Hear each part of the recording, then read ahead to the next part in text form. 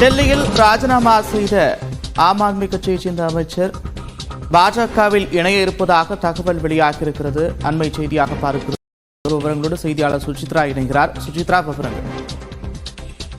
ஆம் ஆத்மி கட்சியினுடைய முக்கிய தலைவர்கள் ஒருவராக கைது செய்யப்பட்ட கைலாஷ் கெலோட் நேற்று தன்னுடைய அமைச்சரவை பதவியை ராஜினாமா செய்து மட்டுமல்லாமல் அக்கட்சியில் இருந்தும் வெளியேறியது குறிப்பிடத்தக்கது. தற்போது இந்த நிலையில் இன்று அவர் அதிகாரப்பூர்வமாக பாஜகவில் இணைய உள்ளதாக தகவலானது வெளியாகியுள்ளது.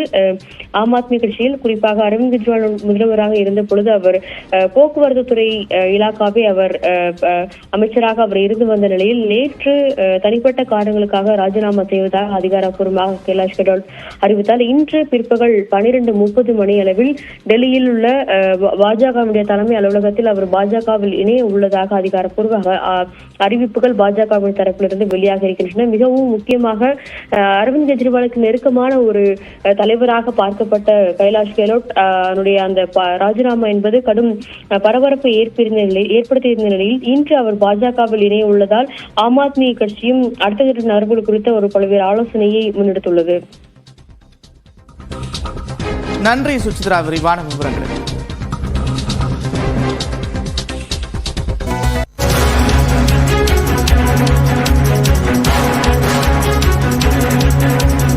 தஞ்சை, திருவாரூர், மயிலாடுதுறை உள்ளிட்ட 7 மாவட்டங்களில் அடுத்த 3 மணி நேரத்திற்கு மழைக்கு வாய்ப்பிருப்பதாக வானிலை மையம் தெரிவித்திருக்கிறது. அண்மை செய்தியாக பார்க்கிறோம். கூடுதல் விவரங்களோடு செய்தியாளர் லிபிகா இணைக்கிறார். லிபிகா, விவரங்கள். நந்தா, தமிழகத்தில் அடுத்த 3 மணி நேரத்திற்கு 7 மாவட்டங்களில் மழைக்கு வாய்ப்பிருப்பதாக சென்னை வானிலை ஆய்வு மையம் தகவல் தெரிவித்திருக்கின்றது.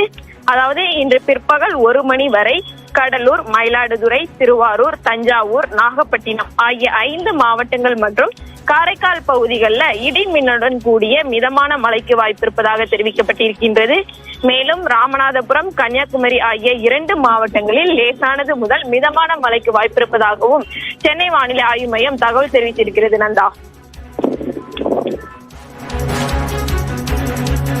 நன்றி லிபிகா, விரிவான விவரங்களுக்கு.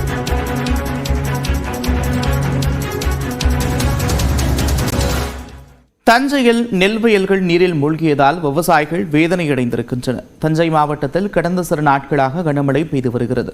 தொடர் மழை காரணமாக அம்மாப்பேட்டை சுற்றுவட்டார பகுதிகளில் நாற்று நடவு செய்து 20 நாட்களேயான சம்பா, தாளடி பயிர்கள் முற்றிலும் நீரில் மூழ்கியிருக்கிறது. நாற்று நட்டு குறைந்த நாட்களே ஆகியிருக்கும் நிலையில் மழைநீர் வடியாமல் இருப்பதாகவும் தொடர்ந்து மழை பெய்து வருவதால் பயிர்கள் அழுக்கும் நிலை ஏற்பட்டிருப்பதாகவும் விவசாயிகள் கவலை தெரிவிக்கின்றனர். ஏக்கருக்கு 25,000 ரூபாய் செலவு செய்த நிலையில் பயிர்கள் அழுக்கும் நிலையால் மீண்டும் நாற்று நடவு செய்ய வேண்டிய நிலை இருப்பதாக விவசாயிகள் தெரிவிக்கின்றனர்.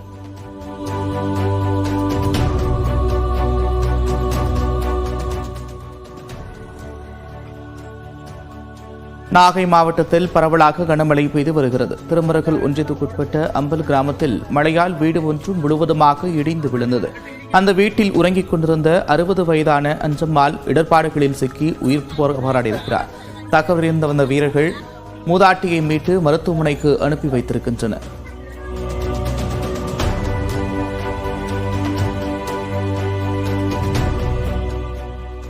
சிவகங்கை சுற்றுவட்டார பகுதிகளில் இன்று காலை முதல் பரவலாக மழை பெய்து வாணியங்குடி, பையூர், காஞ்சனங்கள் பகுதிகளில் பெய்த மழையால் குளிர்ந்த சூழல் நிலவுகிறது.